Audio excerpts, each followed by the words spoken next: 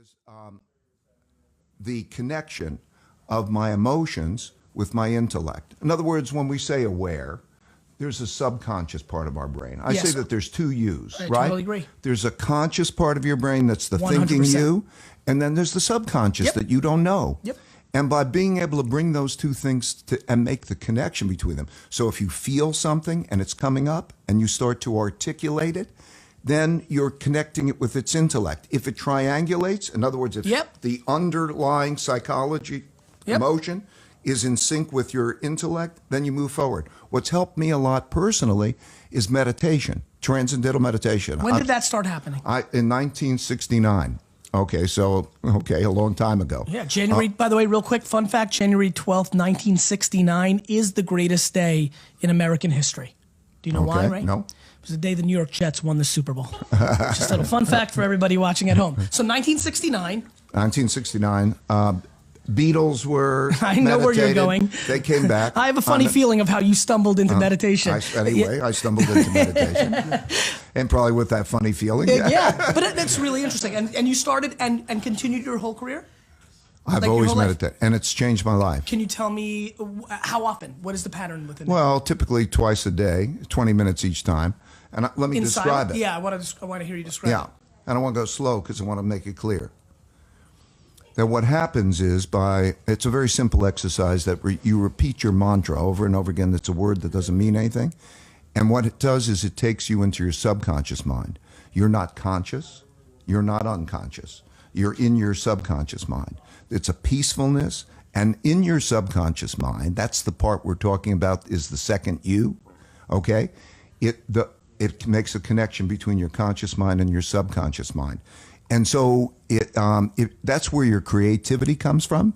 In other words, if you want creativity, it's not like you muscle it in your conscious mind. It's like take a hot shower and the ideas come to you and you grab the ideas. They come up from your subconscious mind.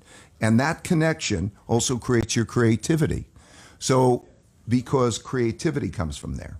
So it gives you an equanimity. In other words, it's like a ninja. You can sit back, things come at you, and everything seems slower, more in control, and you're in constant control. So that equanimity. I apologize, but I'm just impatient. Go ahead. Can somebody be in that state constantly? No. Okay. You go into it and you come out of it, but you can feel the difference. In other words, I walk around knowing that when I feel one way and it's different from the other, and I can then say, okay, I want to go into the other, because that gives me the equanimity and that creativity is power. Can you go into it without the mantra 20-minute play?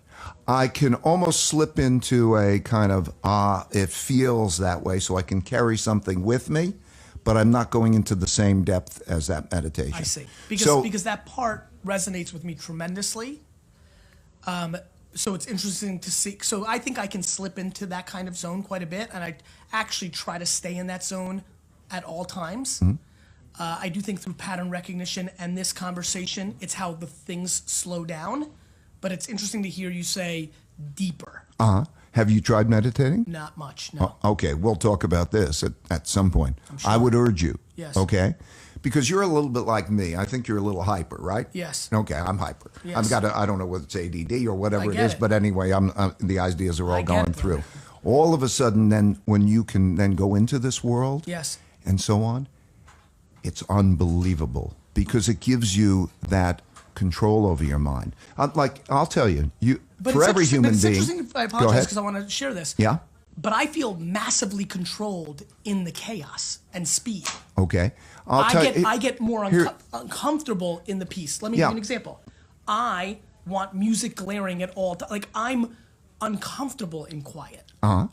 That's your problem. Okay, I believe you. That's your problem.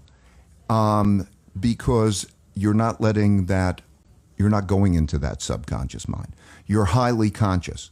When you sit down, you're going to be in a position where you're going to get restless, because I know it happened to me. I love stuff. I love stimulation and so on. But when you go into this other experience that you don't know what it's like yet, you're going to find that all of a sudden you're going to get antsy, and that's signs that you're not in control. I understand. You're in a world of nothing. You're in a world of a lot of stuff. I understand. When you go into the void, Yes.